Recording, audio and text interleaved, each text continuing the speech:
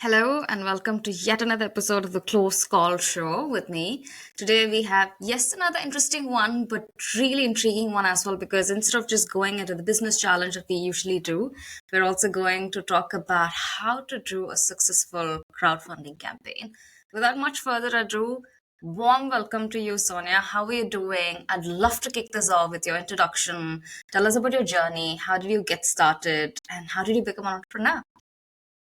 Yeah, exciting. Thank you so much for having me. Okay, where do I start? So, I guess just a bit about me. I'm from Melbourne, Australia, born and raised. My parents are from Malaysia, and then we have some Indian heritage. And so I've moved around the world a lot. I've lived in 7 countries now, currently in London.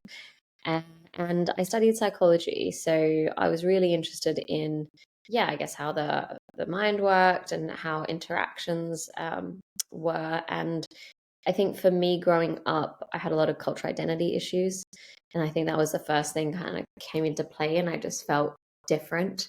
Yeah, I guess I never felt properly Australian because I would always get the question of where are you from?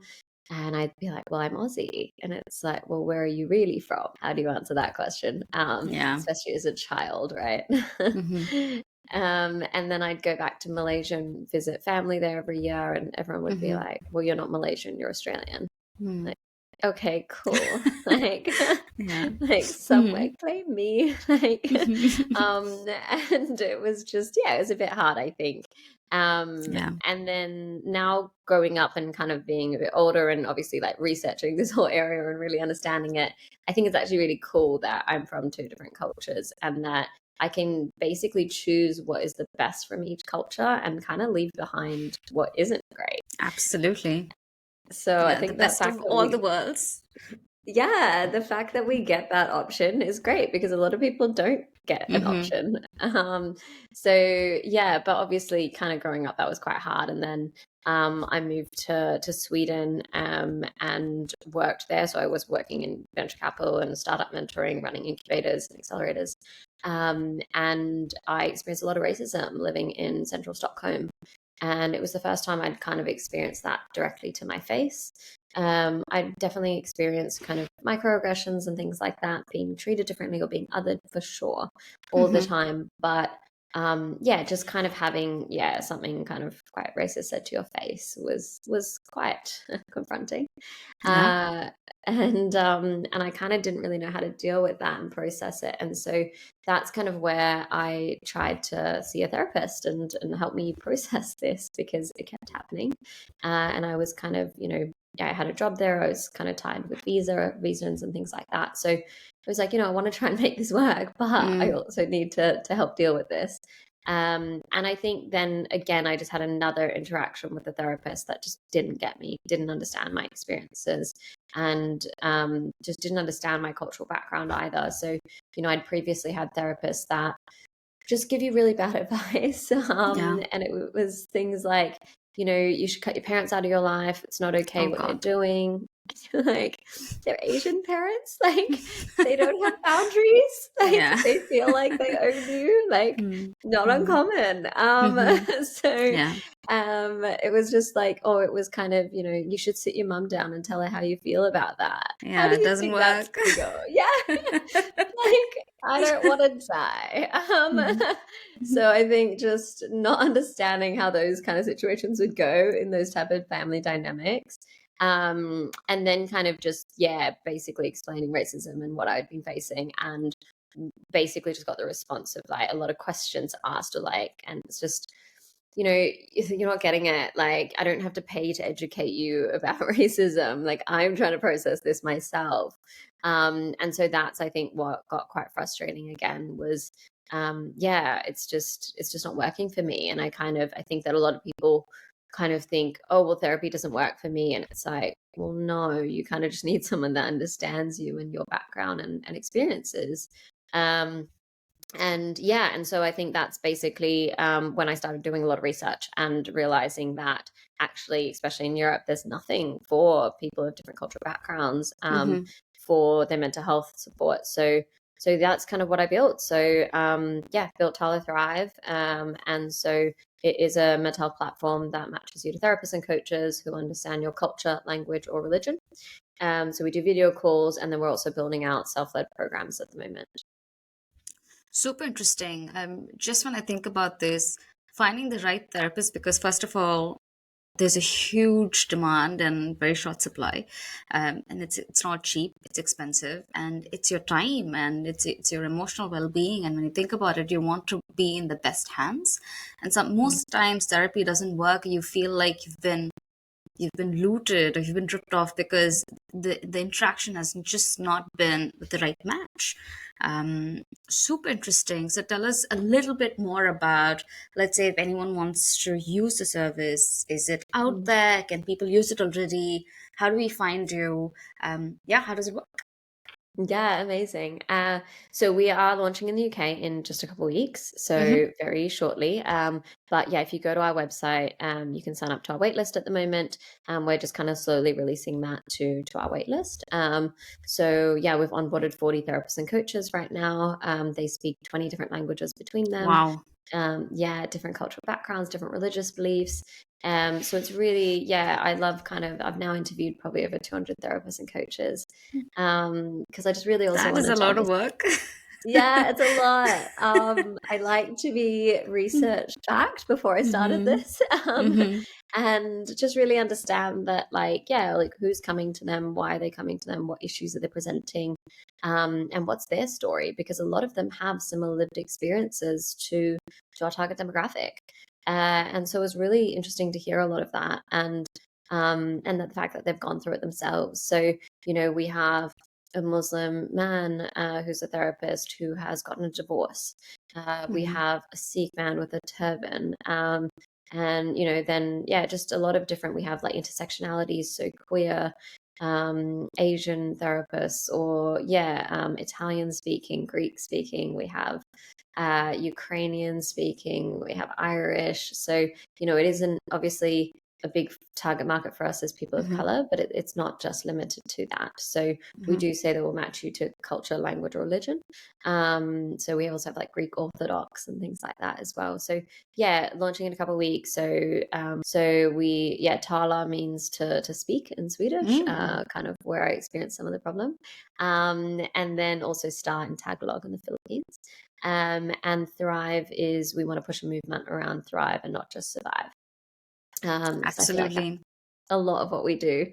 And so yeah, and we're launching in a couple weeks for the video calls. So yeah, obviously definitely can be on our wait list for then. But then we're also building out these self-led programs, which basically is, like you exactly pointed on. I think let's be open and honest about the fact that therapy is quite expensive. We obviously try and we standardize the price, so you're not picking a therapist or coach based on price, Mm-hmm. and we bring it down to as affordable as we possibly can, to make sure that we're still paying the therapists and coaches well and getting the best therapists and coaches, as well as making it as affordable as we can. But still, not everyone can afford it. So we are also going to employers for the employee benefits, Mm-hmm. as well as through universities, for example, so that they can also fund it for their students as well. But we also want to make it more accessible to the general population. So these self-led programs, the first one we're building out is around intergenerational trauma.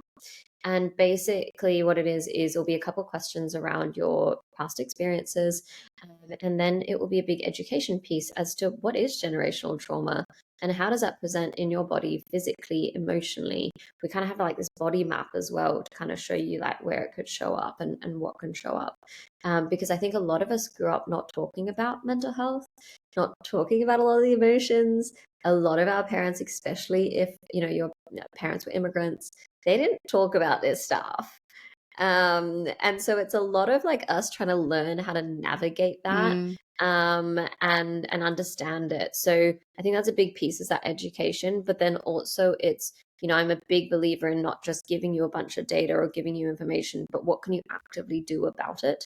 So like a proper solution to it. So then obviously, yeah, piece around how can we, help heal from some of that generational trauma, or for example, how can you cut it for the next generation as well? Absolutely. This is super interesting. So we're going to add your website and the wait list or the sign up form in the show notes and the descriptions. Anybody who's keen can go and sign up. I have a few questions, and there are lots of interesting things that you said, and I want to unpick them. So the first thing is, before you became an entrepreneur in Sweden, you were in the VC space, mentoring different other founders and startups. So from being on the other side of the table and then becoming an entrepreneur, setting up your own thing, has the journey been any easier, simpler? Tell us a bit about that. Yeah, for sure. It's interesting because I do get, I think a lot of people, especially founders, are like, oh, but then this is so easy for you. And I will say like there is a leg up in terms of like just yeah, I guess what you know, and like you don't have to like learn about certain things around how does a funding round work, or yeah, obviously how to like pitch to investors, and I was running like pitch training programs and things like that. So for sure, like that is obviously so much easier because you're starting from quite a high level of understanding for those type of things. Or I think, you know, a bunch of what I was doing when I was mentoring was that I was helping, especially female founders, turn around the question that you get from investors, where it's like a, you know, so that it's in a promotion question instead of Yeah. prevention question. So I think, you know, again, I know like what they're asking and just try and turn that around. Um, but at the same time, in saying that, and a lot of my friends are VC investors, but in saying that, it might get you in the door, but it doesn't get you a check. And so I still pitched to probably over 50 investors, like actual meetings. And so we decided really early on that, you know, VC is not going to work. Because to be honest, most of the VCs that I pitched to, and invest like angel investors were, you know, middle-aged white men who majority of them, not all of them, but majority of them really did not understand the need. So I think, you know, I've literally had to hang up on some investors because I'm like, this is so bad. Like there's zero, So like I sorry. don't, yeah, like I do not want you on my cap table. Like, Oh God. um, but again, I don't think that like maybe if I hadn't gone through that space and seen, you know, mentored founders and founders telling me like, oh my God, I can't deal with this person on my cap table. I wish I never took in their money, like Mm. learning from them and all of that, and then talking to, you know, VCs and stuff. I think I don't know if I would have like, I don't know if I'm allowed to say, but I had the balls to kind of go, thank you, not for me. Like, um, and so maybe I would have had a bad learnings there. So again, I think that yes, it gives me a leg up, but it absolutely does not get you a check, and it absolutely does not get you over the insane amount of work it Mm. is to fundraise. So yeah, it's been a really hard journey, and to be honest, I think I expected the conversations with investors to be hard. Being a female founder, being a solo female founder, being a woman of color, you know, the numbers are completely stacked against you. So I knew it would be hard. But to be honest, I underestimated how hard it would be, being in this position myself. The amount of questions I get about what are your family plans? You know, when are you having kids? Like they will openly ask me Wow. that. And I'm like, are That's you weird. serious? Yeah.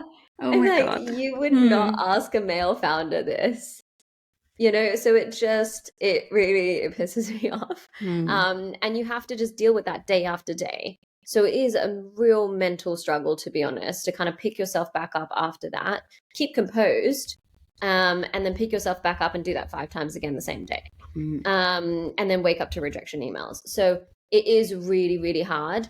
And then the other factor I didn't really, yeah, understand, I think, until I started pitching was I'm not just pitching as a female founder and a woman of color. I'm also pitching as I'm pitching the idea for a demographic that they don't understand.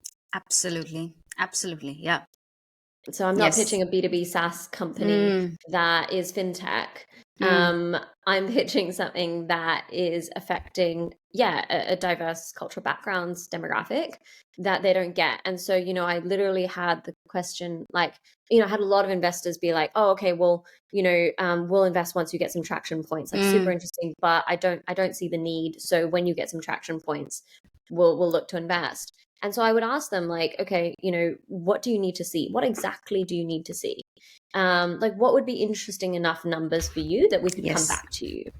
And so then I think one of them, actually two of them at one point said, oh, 10 customers.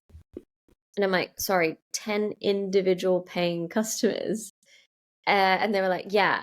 I'm like, within like a few, I think like 2 months or something of our website being up with like 3 posts on Instagram, we had like 200 people signed up to our wait Wow. list. Wow. And I was like, do you seriously not believe that there is a need Mm. enough that we can't get 10 individual paying customers? And I'm like, you clearly don't understand this. And so I was like, yeah, okay, this is not gonna work. Mm-hmm. So I think just kind of dealing with those type of barriers, like, yeah, nothing prepares you for that, I think. Absolutely. I just wanna reiterate on a few points that you mentioned here. Is it's gonna be hard, be prepared to hear no's, rejection emails, and then the key thing is pick yourself up. So go in expecting it's gonna be a huge hurdle. You need to jump through so many hoops. So be prepared. That's gonna make your skin thicker, denser. And then the next thing is your cap table is sacred. So if you have to say Yes. no, if you're not getting the vibes, if you think that something is problematic, something is off, feel free to say no. Just like how investors say no to founders, founders have all the rights to say no to VCs that they don't think is a good match. And the third thing is very, very important. Most founders don't do this, is ask them what they want to see, because different Mm. VCs have different things that they want to see, and it's not a standard metric. It's not written down somewhere. So just ask what checks off their box. So super interesting. With that, I really want to launch into the meat of the podcast, which is the Mm. challenge. So 3 questions. What's the most pressing challenge, apart from what we've already spoken, uh, that you face in your business? Why is it so important that others have to hear this? And how did you navigate this challenge? I will pass the mic to you now. Yeah, amazing. To be completely honest, obviously, like, yeah, don't want to bang on about the fundraising, but that has been the biggest challenge. I think for me, after quite a few calls with VCs, I very quickly realized this isn't going to work. We were pre-product, and obviously then pre-revenue and pre-launch. Obviously now we've built our product and everything, but before that, I think they thought it was too high a risk based on the fact that, yeah, they hadn't seen anything like this before with this focus on this demographic. They didn't understand the demographic, and they were just a bit too scared. And then I think the other thing to note that not a lot of people realize is that VCs most of the time can't invest in competing businesses. And a lot of them had done an investment into mental health startup before and had it in their portfolio, which meant Mm-hmm. they couldn't touch us. Even Yeah. though it was a completely different focus, it was mental health. Mm. And so it just meant that already quite a few of the VCs were off our list. And so I think that's a big thing that I tell founders as well, because I've seen quite a few VCs where they like contact you for a meeting, and and then a lot of startups will go for a meeting, they'll give them all this information about them, and then they go, oh, like, yeah, this isn't for us. And then you realize, actually, you've already invested in a mental health startup. You were just trying to get info out of me, and intel about what I'm doing. So be cautious about that, and kind of just like, obviously that's not the norm for VCs, but I absolutely have seen that happen, and I've had it happen to me. So I think just double check their portfolio before you actually chat to them and see, have they done an investment into the same area as you? But there's a lot of those type of things where it was a real struggle. And then I think my biggest thing coming out of those conversations were, you know what? I'm going to prove to them that there's a need. And that's why I kind of decided to go the crowdfunding route, because I had so many people in my network say, I so want to invest, I so believe in this, and I need this product for myself, but I don't have, 10,000 pounds to invest. So that's kind of when I kind of decided to go the crowdfunding route and go, you know what, I'm going to show you that there's a need. And that's exactly what I did. And to be honest, I also went back to some of the VC funds that I actually quite liked and really liked those Mm. conversations, but I knew we were too early, and that's totally fair. But then I went back to them and said, if you actually are interested in us and interested in investing when we get to those traction points, then put a personal ticket in now. Show me that you care, because when we have all those traction points, every VC will be interested. Mm-hmm. So what Mm-hmm. makes me come back to you? And so then now I have about 6 VC funds that I've invested personally. Wow, Yeah, amazing. yeah, Now that we've touched upon the crowdfunding, yeah. first of all, congratulations. I know you were massively oversubscribed on your Thank you. crowdfunding campaign. It's very rare to come by, especially in this time when everyone's talking about cash crunch or inflation and interest rates and blah, blah, blah. So, fantastic, fantastic feat. So, let's actually launch into that, and then I'll come back to a Yeah, few more questions about the yeah. challenges. So, tell us about how to set yourself for success when you start a crowdfunding campaign, and also what did you do differently compared to so many other companies that are on the platform? Yeah, good question. I had no idea what it meant to do a crowdfunding campaign. I had never invested into a crowdfunding campaign. I mean, I obviously knew about it. I knew about like Kickstarter and like a few of those. Yeah, honestly, zero idea. So yeah, I would educate yourself more than I did going into it. It is a hell of a lot of work, and I think you need to be incredibly prepared for that because I was not. But I had to be very quickly prepared for it. So it was a lot of late nights. I think it was like probably over the space of 2-3 months. It was 2 a.m. most nights. No weekend off, obviously. Mm-hmm. Um, basically, I think my biggest thing is go with the right platform. Mm-hmm. I just met someone from Cedars at an event, and so just initially just decided to go with them. Completely the wrong decision. Yes, we were completely oversubscribed. However, the lack of support and the amount Mm-hmm. of issues that we faced with them was beyond. And then I, talked to some people at Crowdcube and other platforms, and they were also horrified at the experience that we had, to be completely honest. And so I had really, really struggled with that platform. And the first account manager that we had was incredibly sexist, and I had to actually email them and say I will not work with this person. So I've had a lot of issues, to be honest, Mm-hmm. and through the journey, and so I'm actually incredibly proud of where we got to based on the fact that all of this went down. Mm-hmm. So I definitely think that's my biggest thing is do your research on and like talk to portfolio companies, like talk to companies that have raised on these platforms Mm-hmm. and ask them about their experiences of working and how much support they gave, Mm-hmm. or how many issues you had. That's the biggest thing before you choose to do crowdfunding. And then obviously when you do get into it, I think there's a lot of people that don't know what goes into it. So for example, you obviously need to do the video, you need to have all the content and things like that. You have to give up every piece of information to the crowdfunding platform for them to approve. So for example, if I'm posting on my personal Instagram account anything about the crowdfunding, Mm-hmm. it needs to be approved by them. Ooh. Mm-hmm. So I don't think people understand how much goes into that because for a 3 minute video, which is what, like a page and a half, um, they had come back with 35 comments. Oh my god. And the fact of just like literally having to go back and forth with them Mm. on that, and it's the tiniest things, things that their due diligence is beyond anything I've ever seen. And yeah, again, I was in VC, so like I literally called up some of my like friends who are partners at funds and was like, "Would you ever do this much DD?" And they were like, "No way." It was things like I needed my university transcript, I needed my employment contract. I needed that translated because I think one of them was in Swedish. Like it was just very, very detailed things. It was like, we need all the list on your wait list. And I'm like, well, I need to anonymize this somehow because I'm not gonna give out sensitive information. And then they didn't try to educate us as to like how to anonymize it.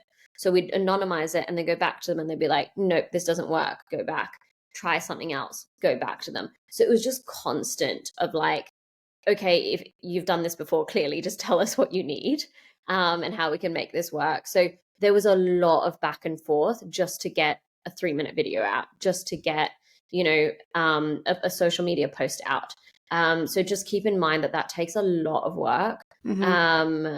that I think a lot of people are not prepared for. Yeah, this is new information. So from what I hear, there was a lot of admin to just for even for the simplest things.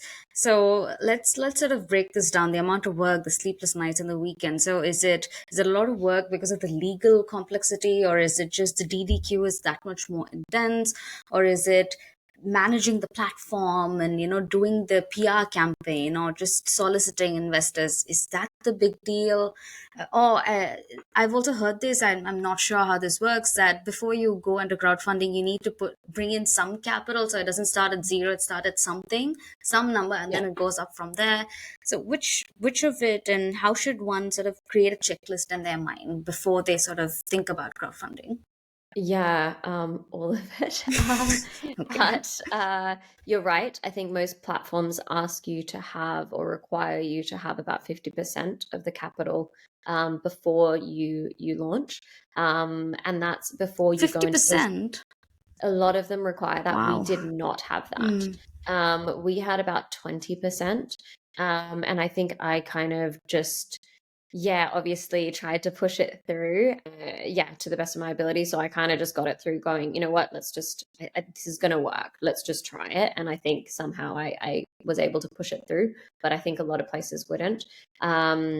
So yeah, I think to be fair, the first like the sales guy that brought us in, he was actually really nice and actually yeah had to kind of follow us through our journey, even though it was meant to be an account manager because of all the horrible experiences we had.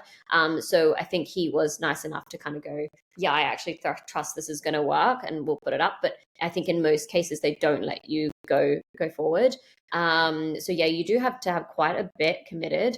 And then there's different ways of showing that commitment as well. So just be clear as to like, what do they require you as to show that commitment? So for example, is it an actual signed contract? Is it an email? Is it like what type of proof do you have to show that?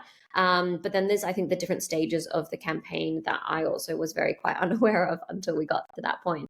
But there's the kind of getting them to sign up to like to their interest to invest, for example. So they just kind of put in their name and like the rough amount they think they want to invest.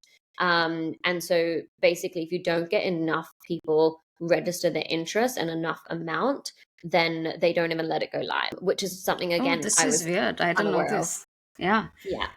And I So think it's they almost just, like a private placement where you send it to your group of friends, family, investors that you know, and then they gauge the investment interest there before it goes public.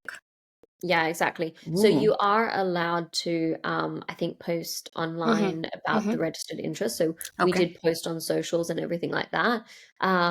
So yeah, you could do that, but then it basically would go from that registered interest phase, Mm. then to private phase. And everyone, I think, talks about this differently as to how long you should be in private phase for. But again, if you don't get, I think, 70% committed in the private phase or Ooh. something, they again don't let you go to public launch. Mm. So there's certain points you have to hit. And so that was really stressful, just making sure that like, because to be honest, like that wasn't communicated to me that we wouldn't go in even into private phase or into public launch if we didn't hit these things. That was communicated later. And I was like, well, like if I knew this, like maybe I would have thought about this better or like, done a lot more push on PR and socials and things like that. Because I thought it was the public 30 days. I thought that was like the biggest part of the campaign, but it very much is not. Mm-hmm. So you should already be close to nearly 100% by the time you get to public launch. Wow. So yeah, it's a lot of pushing that kind of pre-registered sign up. And then because at that pre-registered point, you get some details of the people that sign up, not a huge amount. So you can basically start pinging them and you can start like going, oh hey, like if it was a bigger ticket investor, I would then like be like, hey, can we get on a quick call? And if it was smaller ones, we just send out emails just to be like, thank you so much for your interest, we're going to be going to public phase Mm. on this date, and just like kind of keeping them updated to make sure that they were still Mm-hmm. interested. Mm-hmm. So yeah, I think it was definitely keeping that leads quite hot. And then when you went into private, I think we got told that it should be there for like a week or something. But then when I actually like consulted someone like other crowdfunding experts, because we just weren't getting support, then a lot of them were like, no, it should be 1 day max for Ooh. private. because then it gives people like the option to go, you know what, like you're the like waitlist people. They're the only ones that could invest in the private phase. So if you hadn't signed up to the waitlist, you couldn't invest in that private phase. And so it's like you get that first opportunity to invest, because if you do hit over 100, you can close at any point and you don't even have to go public launch. So I think it was that thing of like that scarcity thing, right? Going, oh, actually, you only have a couple hours or one day to invest in the private section where it's just going to be you. So keep this date in your calendar. Obviously, think very thoroughly about what date that's going to be. You know, put it on either like, you know, I don't think some people said Sunday was good. Some people said Monday was good. Very maybe interesting. not Friday. Wow. So like, you know, things like that. Who And would you'd have have thought? to like, and it was really interesting to see when like the tickets would come through, and a lot of them actually came through on Sundays, which was interesting to kind of see. So yeah, I think it was really understanding how those phases go, what you need to hit for each one, and then honestly like just annoying people so much. Like I felt like honestly before starting the company, I had 2 posts on Instagram. Like one was food. Like I barely posted on LinkedIn. I was a very kind of private person. So going from that to posting constantly was very weird for me. And I would post in like a lot of WhatsApp groups all the time as well. A lot of the, you know, founder WhatsApp groups, investor WhatsApp groups, like anything that you can get your hands on into WhatsApp groups, telling my friends, giving them like, you know, short snippets with the link to then post in their WhatsApp groups and things like that. So yeah, I'd get times where like people would message me, be like, I've seen this in 8 WhatsApp groups I'm in. I was like, sorry. Yeah. But I'm like, you know what? It worked. So you need to do what you need to do to be oversubscribed. So continuing from that, one of the differences, or a stark difference when it comes to crowdfunding, is the number of people that are shareholders. So have you ever thought about that? Is the management any easier? How are we going to deal with this? And another question is, because you're going through a platform, do you then have these 250 or 100 people listed on the cap table, or is it just seeders? Yeah, good question. Also something I wasn't completely aware of. So yeah, I knew that like kind of they'd all be put into one line on your cap table. So I knew it'd be like Seeders, Crowdcube, like whatever platform you go with. I think what I didn't realize was that you could actually have direct investors. So you set the limit as to over X amount, we would then be allowed to be able to like, we would allow investors to come directly onto our cap table. And so Seeders takes a fee. And so like, I think most like crowdfunding platforms do. So I think factor that in mind as well, because I didn't. And like, you know, before I even did the crowdfunding campaign, I actually went and just like tried to invest something small into another startup on the same platform, just to see what that process looked like as an investor point of view. So I think that's really important to actually test that. But what you realize is that, yeah, they charge like, I think it's like 2% or whatever of whatever you invest. So it's actually quite high when you get to like higher amounts. And so that was a bit of a shock for me. And I was like, oh, like this is actually like quite a few hundred for some people on top of their investment. And a lot of other people, like they liked the idea of, some liked the idea of like a crowdfunding platform just owning it all and they don't have to deal with any of it. And some were like, no, if I'm putting 10K, I want to be directly on your cap table. And to be honest, we wanted them then directly on our cap table as well. So we put it at 10K or more tickets. They were allowed to come directly to us if they chose to do so. They still didn't have to. It was their decision to do so. But I actually didn't know how that worked before I did it. So I would definitely encourage you to kind of take as many as you can directly, because then you just have more of a personal relationship with them. You get to know them more, and hopefully there'll be more of a support along your journey. So yeah, I think you can set that at any limit you want to. I've seen some set it at like 1,000. I think that's a lot of paperwork. And depending on how many you take in, then it's a lot on your cap table.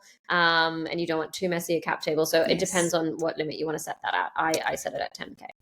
Very interesting. So the middleman, let's call the platform the middleman, takes a small cut from the investors when they're investing. Do they also take a cut from you then? They take quite a large amount of money, to be Mm-hmm. completely honest. Mm. I think every platform's different. I think it's Mm-hmm. around the 6% Okay. mark, which, Mm. is high. I will say it's probably not high if they actually give you the support that they said they would.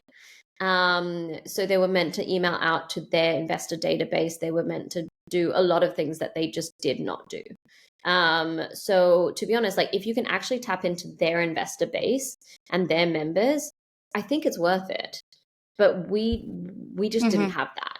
Mm-hmm. So they're yeah, either they didn't do it or their site was down and their emails were down, and Ah. it just happened to be at the time of our literally 2 week window of being live. So there was a lot of issues that we had that, I think other platforms also do the social media posts for you, like they'll create it for you. Interesting. Um, whereas like again, we had none of it. And even when they came back with feedback, it wasn't like them editing it for you. They just said, you can't say this. It's like, okay, then what can we say? Like, you clearly know what we can say, so why don't you just help us edit it then? And at the end of it, we always had to write prepared and approved by Cedars. And I'm like, Ooh. you didn't prepare shit. Like, Mm-hmm. I don't want to write this. You literally Yeah. didn't Approved prepare by anything. Cedars, yes, but not prepared. Exactly. Yeah. Exactly. Mm. I was like, I will Mm. write that. Mm-hmm. Like, and then I went back to them after a while and I was like, if you want me to write this and you put some together, like, Yeah. Yeah. which, didn't happen anyway. So, I think honestly, when you look at like what it costs and like what the kind of percentage take is for putting an SPV together, Mm. and all the effort that goes away from you to do all of that, if they are supportive in the way that they should be, I actually think it's worth it. In our case, obviously not, but at the same time, we've gotten incredible investors. We did really well despite all the issues we had. So overall, yes, I'd probably do it again, but absolutely with another platform. Makes sense. I also want to just reiterate here: whenever you're fundraising through any medium, there's always going to be associated costs involved. So Yeah. let's say you're raising 200, it's never going to be 200 hitting your bank, because then there are legal costs. Somebody is going to have to cover the cost of the DD and stuff like that. Sometimes investors also ask, I've come here, flown down here to do this, so you need to sort of compensate a little bit of that. There's legal and stamp fees wherever you're registering, the notary fee, blah blah blah, things like that. So always sort of budget for that as well when you're fundraising, and then modeling your financial forecasts. Super interesting. I also want to ask you one question. We sort of touched on this a bit before. So you were right. When you started fundraising, there were already a lot of buzz around mental health, especially through the pandemic. I mean, we saw the mental health crisis. One thing that founders do have to do, and then the investors ask you is, "Oh, how are you different from other platforms? What's so unique about you?" How did you think about that strategically? Yeah, no, that's been obviously the biggest question that we get asked for sure. I think for several different reasons. Obviously, yes, our target demographic is different. We are the first ones in Europe to focus on culturally competent care for mental health. So yes, that's one thing that's different.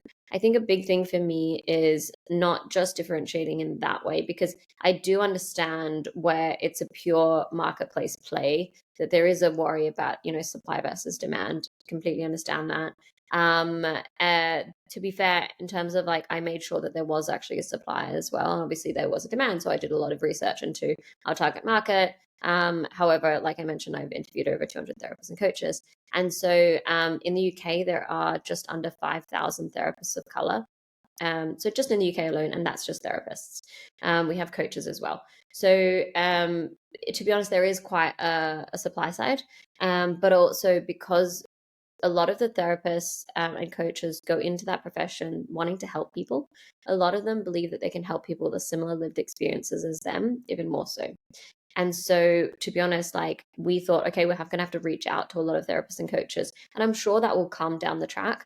However, right now we have so much inbound on our website of therapists and coaches wanting to work with us. So we've kind of just had to pause onboarding with them because we've just had too much inbound, which is a really great problem to have.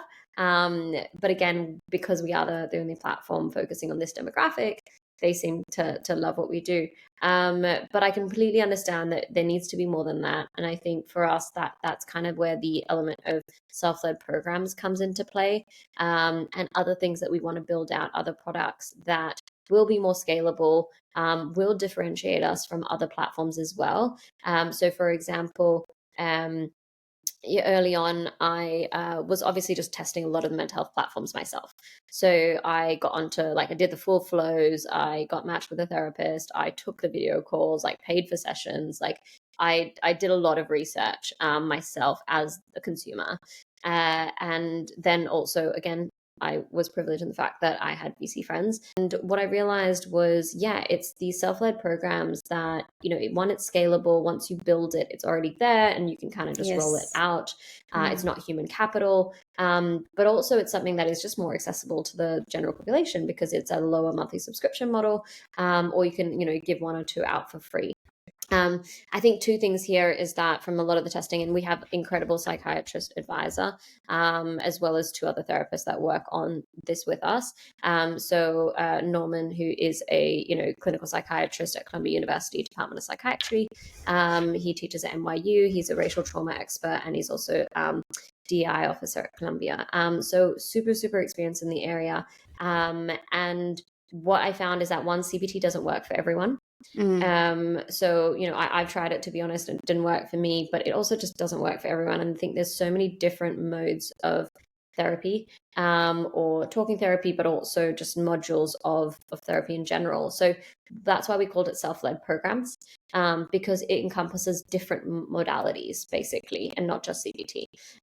So that's one thing I think that we're differentiating ourselves. I think the other thing is that, where these other platforms have maybe CBT programs and they're around the areas of depression, anxiety, social isolation, fear of needles, things like that, ours will be around the areas that focus on the challenges that our demographic faces. So is that generational trauma, colorism, racism, minority stress, things like that, which, to be honest, is just not really readily available today.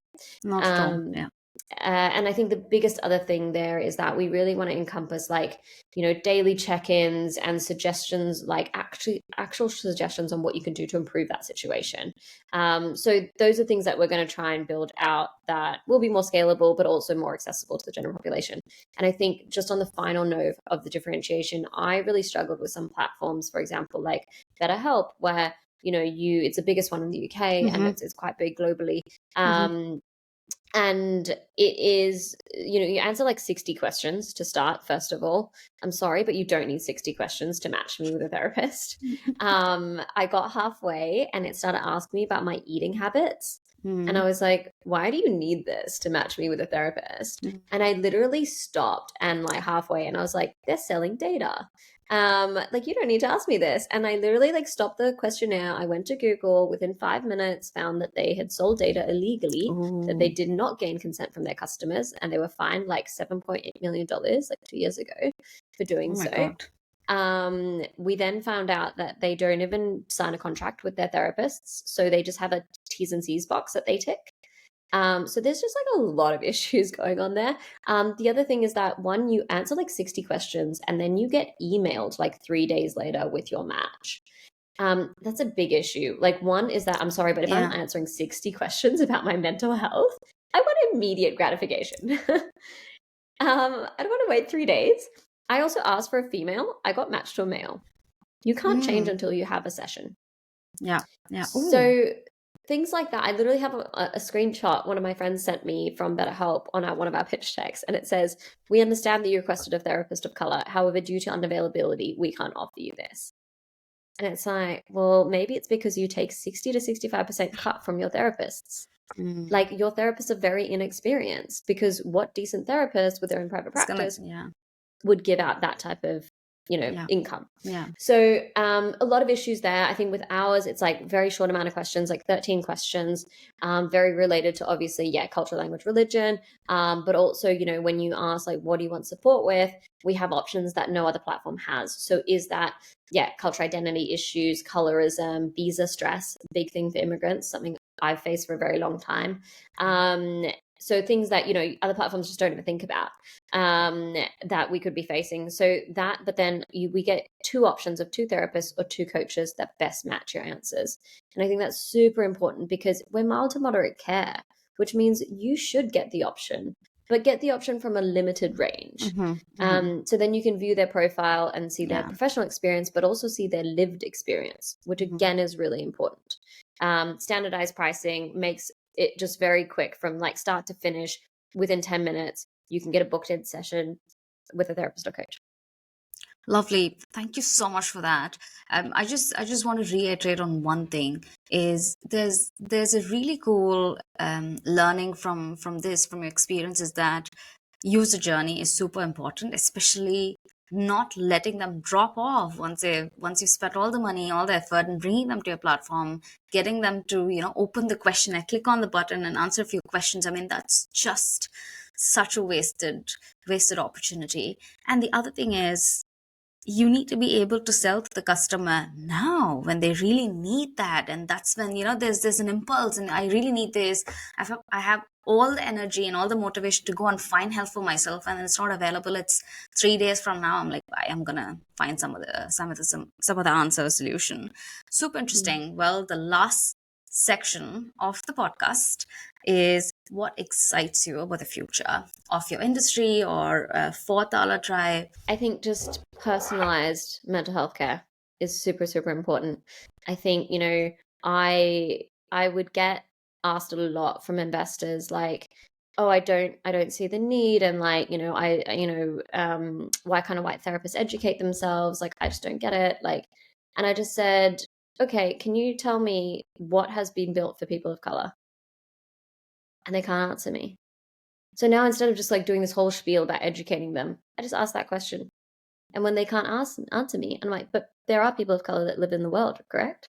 And they're like, well, yeah. And I'm like, so don't tell me there's not a need. Just because nothing is built for us doesn't mean there's not a need.